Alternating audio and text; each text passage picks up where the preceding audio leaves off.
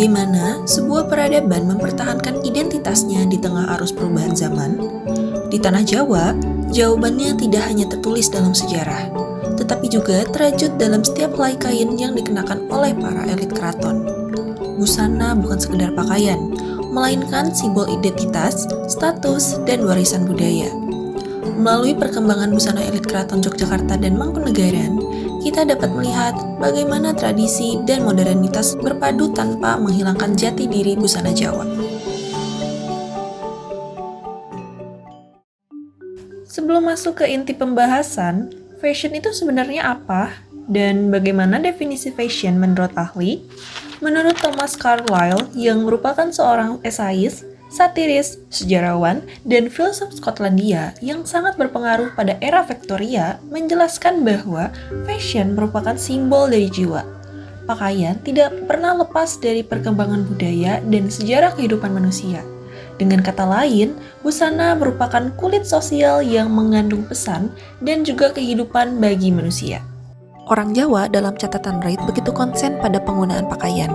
Menurut pengamatan Reid, kebanyakan orang Jawa pada tahun 1600-an telah menggunakan batik, sebuah tekstil yang prosesnya bermula dengan meneteskan lilin penolak warna pada pakaian. Lilin ini dipandang sebagai pengganti tato dan jimat sekaligus penunjuk status. Rupanya, kain batik sendiri merupakan istilah yang paling umum digunakan untuk tato dalam bahasa-bahasa Indonesia Timur dan Filipina. Jika busana merupakan cerminan budaya dan sejarah suatu masyarakat, maka untuk memahami perkembangan busana elit Keraton Yogyakarta dan Mangkunegaran, kita perlu melihat terlebih dahulu sejarah terbentuknya kedua kerajaan tersebut. Sejarah tersebut bermula dari Perjanjian Giyanti dan kemudian dilanjutkan dengan Perjanjian Salatiga. Perjanjian Giyanti merupakan peristiwa puncak dari konflik internal yang terjadi di Kerajaan Mataram Islam. Konflik ini dipicu oleh perebutan tahta yang melibatkan keturunan dan kerabat Amangkurat IV, yakni Pakubuwana III, Pangeran Mangkubumi, dan Raden Mas Said. Pada tahun 1749, Pakubuwana II yang tengah sakit parah menandatangani akte perlindungan kerajaan kepada VOC. VOC salah menginterpretasikan akte tersebut sebagai penyerahan kedaulatan penuh, sehingga mereka mengangkat Pangeran Adipati Anom sebagai suksesor dengan gelar Pakubuwana III. Pada 15 Desember 1749, Pakubuwana II sendiri wafat 5 hari kemudian. Di sisi lain, Pangeran Mangkubumi mendeklarasikan diri sebagai Raja Mataram karena merasa lebih berhak atas tahta dibandingkan Pakubuwana III. Sementara itu, Raden Mas Said juga menuntut hak atas tahta karena ayahnya, Pangeran Arya Mangkunegara, merupakan putra sulung Amangkurat IV yang telah diasingkan VOC ke Sri Lanka. Keduanya sempat bersekutu melawan Pakubuwana III, namun aliansi ini pecah pada akhir 1749 akibat kesamaan ambisi masing-masing. Pecahnya aliansi ini dimanfaatkan VOC untuk mendekati Pangeran Mangkubumi. Perundingan awal dilakukan di Grobogan pada September 1754, menghasilkan kesepakatan mengenai gelar dan wilayah. Mangkubumi memilih gelar Sultan Hamengkubuwana dan bersikeras menguasai wilayah sekitar bekas ibu kota Mataram lama di Yogyakarta. Perjanjian resmi kemudian ditandatangani di Desa Giyanti pada 13 Februari 1755, yang secara de facto dan de jure menandatangani berakhirnya Kerajaan Mataram Islam. Lahirlah Kasunanan Surakarta Hadiningrat yang dipimpin Pakubuwana III dan Kasultanan Ngayogyakarta Hadiningrat yang dipimpin Sri Sultan Hamengkubuwana I. Meskipun Perjanjian Giyanti telah berhasil membagi wilayah Mataram menjadi dua bagian, permasalahan internal yang terjadi di tanah Mataram tersebut belum usai. Raden Mas Said masih memiliki ambisi untuk mengklaim hak atas kekuasaannya yang sah. Perjuangan Raden Mas Said tersebut berlangsung kurang lebih 2 tahun lamanya.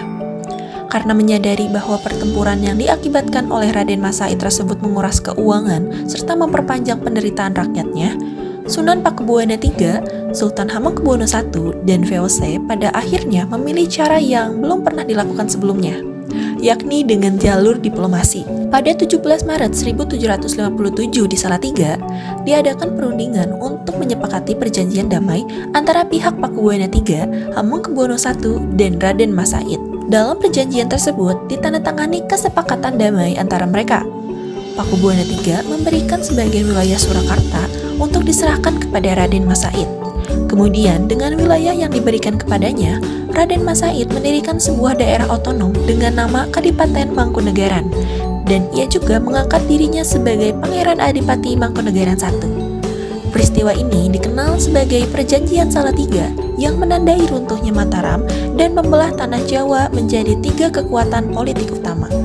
Perubahan politik pasca Perjanjian Giyanti dan Salatiga tidak hanya membentuk kekuasaan baru, tetapi juga mempengaruhi perkembangan budaya, termasuk busana elit Keraton Yogyakarta dan Mangkunegaran. Untuk memahami fenomena tersebut, pembahasan ini menggunakan teori mobilitas John Ury, konsep indigenous culture, dan konsep culture acculturation. Teori yang dikemukakan oleh John Ury dikenal sebagai teori mobilitas atau lebih spesifik disebut mobilities paradigm. Teori ini menekankan bahwa kehidupan sosial modern dipahami melalui pergerakan atau movement, bukan hanya struktur sosial yang statis. Indigenous culture menurut UNESCO menyatakan bahwa budaya indigenous merujuk pada praktik sosial, kepercayaan, dan tradisi unik dari penduduk asli suatu wilayah. Culture acculturation menurut definisi yang berkembang dari waktu ke waktu, akulturasi pada awalnya dipahami sebagai perubahan psikologis yang terjadi pada individu akibat imitasi lintas budaya yang muncul melalui interaksi dengan budaya yang berbeda. Sedangkan saat ini, akulturasi didefinisikan sebagai proses ketika seseorang atau kelompok dari suatu budaya melakukan kontak dengan budaya lain, kemudian mengadopsi nilai-nilai dan praktik budaya tersebut tanpa kehilangan identitas khas yang dimilikinya. Pada perkembangannya, busana dalam lingkungan Keraton Yogyakarta memiliki jejak akulturasi budaya yang dapat ditelusuri sejak masa Hamengkubuwono VI. Dalam sesi pemotretan resmi keraton, Sang Sultan terlihat mengenakan busana formal yang bergaya barat. Unsur budaya barat yang terpampang dalam busana tersebut bisa dilihat dari pemakaian sikepan atau jas berbahan beludru. Bahan busana tersebut merupakan pengaruh dari budaya barat, karena sejatinya bahan beludru berasal dari Eropa. Pada generasi berikutnya, akulturasi yang terjadi dalam busana sultan semakin berkembang. Pada masa Hamengkubuwono VIII, terlihat ia mengenakan busana militer dengan konsep militer Eropa yang lengkap dengan atribut dan ornamennya. Busana-busana tersebut menjadi bukti bahwa adanya interaksi yang intens dengan budaya Eropa pada masa kolonial Belanda, yang turut membentuk wajah baru busana Sultan Yogyakarta. Namun, di balik pengaruh kebudayaan barat tersebut, terdapat pula busana yang tetap memegang teguh adat istiadat dan kebudayaan Mataram. Hamengkubuwono IX terlihat tampil mengenakan busana keraton non-formal, yang dikenal sebagai satrian alit. Busana tersebut pada dasarnya merupakan busana yang masih mempertahankan nilai-nilai kebudayaan asli Mataram. Busana tersebut terdiri dari atasan berupa baju surjan yang merupakan pakaian tradisional khas Yogyakarta. Pelengkap bawahan mengenakan kain batik, serta penutup kepala berupa belangkon, yang menjadi bagian penting dari busana yang dikenakannya. Busana ini menjadi pengingat bahwa di tengah derasnya arus akulturasi, keputusan mereka pada Perjanjian Jatisari untuk tetap mempertahankan budaya Mataram yang dijaga oleh para penerus tahta Kesultanan Yogyakarta. Perkembangan busana elit di Puro Mangkunegaran memperlihatkan bagaimana budaya terus mengalami perubahan seiring berjalannya waktu. Sejak masa Mangkunegaran VII hingga Mangkunegaran X, terlihat adanya perpaduan antara unsur budaya Jawa dengan budaya Eropa yang masuk melalui hubungan politik dan sosial pada masa kolonial Belanda. Pengaruh tersebut tampak pada penggunaan jas bergaya Eropa, dasi kupu-kupu, sepatu kulit, serta topi laket yang kemudian dipadukan dengan kain batik, keris, dan tatap busana tradisional Jawa. Perpaduan ini menunjukkan bahwa budaya Jawa tidak serta-merta meninggalkan identitasnya, melainkan mampu beradaptasi dengan unsur budaya baru tanpa kehilangan nilai-nilai yang telah diwariskan.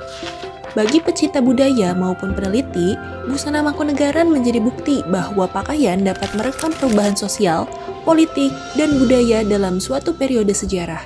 Sementara itu, bagi wisatawan umum, perpaduan tersebut menghadirkan keunikan visual yang memperlihatkan harmonisasi antara tradisi lokal dan pengaruh global. Perpaduan ini menunjukkan bahwa budaya Jawa tidak serta-merta meninggalkan identitasnya, melainkan mampu beradaptasi dengan unsur budaya baru tanpa kehilangan nilai-nilai yang telah diwariskan.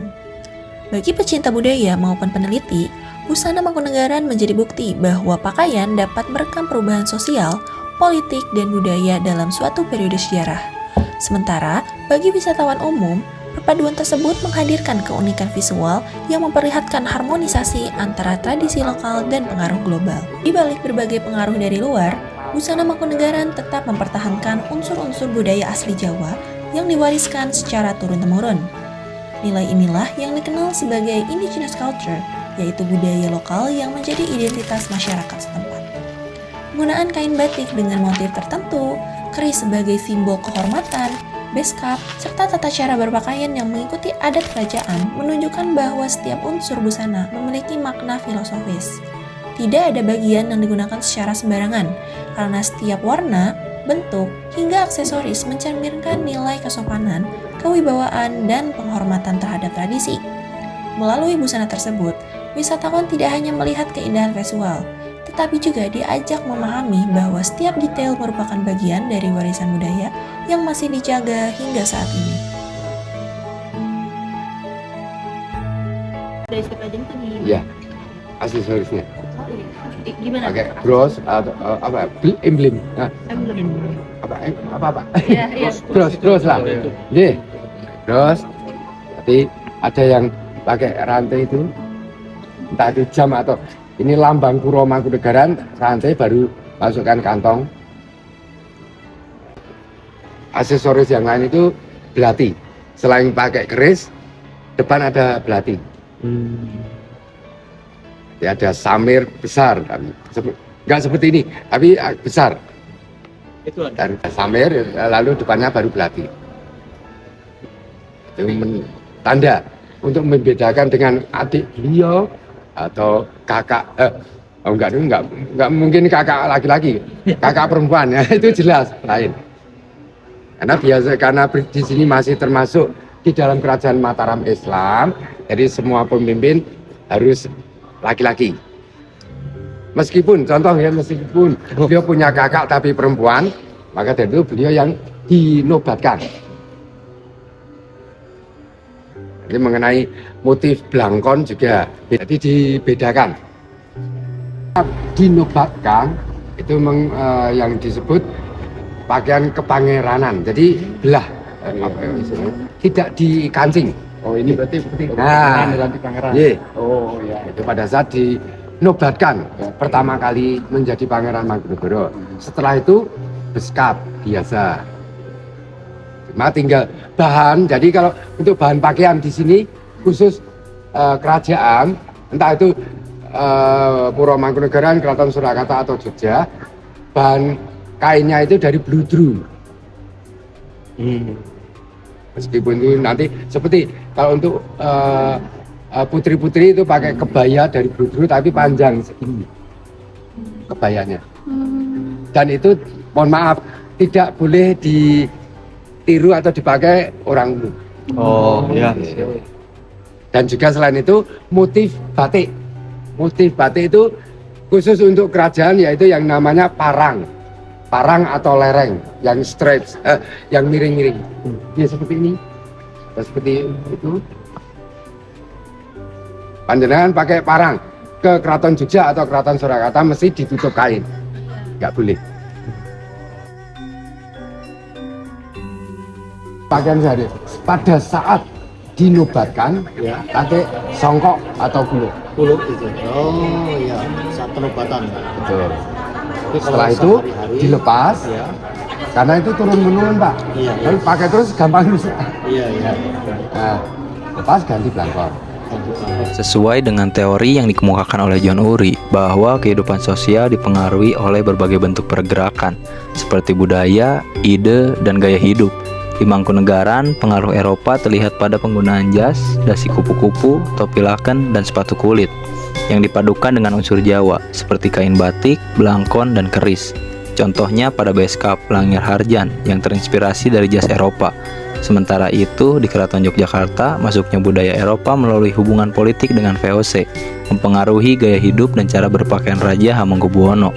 Baik dalam busana formal maupun non-formal, meskipun menerima pengaruh barat, kedua lingkungan kerajaan tetap mempertahankan identitas budaya Jawa, sehingga menghasilkan bentuk busana yang mencerminkan akulturasi antara tradisi lokal dan modernitas Eropa. Busana elit di Puro Mangkunegaran dan Keraton Yogyakarta bukan sekedar pakaian yang dikenakan oleh kalangan bangsawan, melainkan representasi sejarah, identitas, dan perjalanan budaya Jawa yang terus berkembang dari masa ke masa.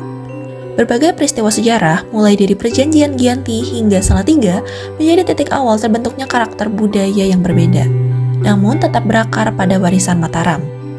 Melalui perspektif indigenous culture, kita dapat melihat bagaimana nilai-nilai budaya lokal tetap dipertahankan dalam setiap unsur busana, mulai dari motif batik, beskap, kebaya, keris, hingga tata cara berpakaian disyarat makna filosofis.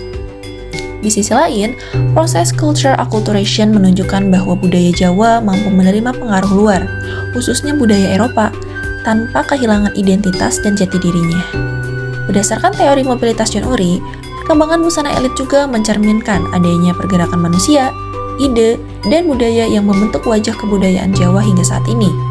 Busana menjadi bukti bahwa tradisi bukan sesuatu yang statis, melainkan terus bertransformasi mengikuti perubahan zaman. Melalui film ini diharapkan penonton dapat memahami bahwa setiap busana keraton tidak hanya memiliki nilai estetika, tetapi juga menyimpan makna sejarah dan filosofi yang perlu dijaga sebagai bagian dari warisan budaya Indonesia.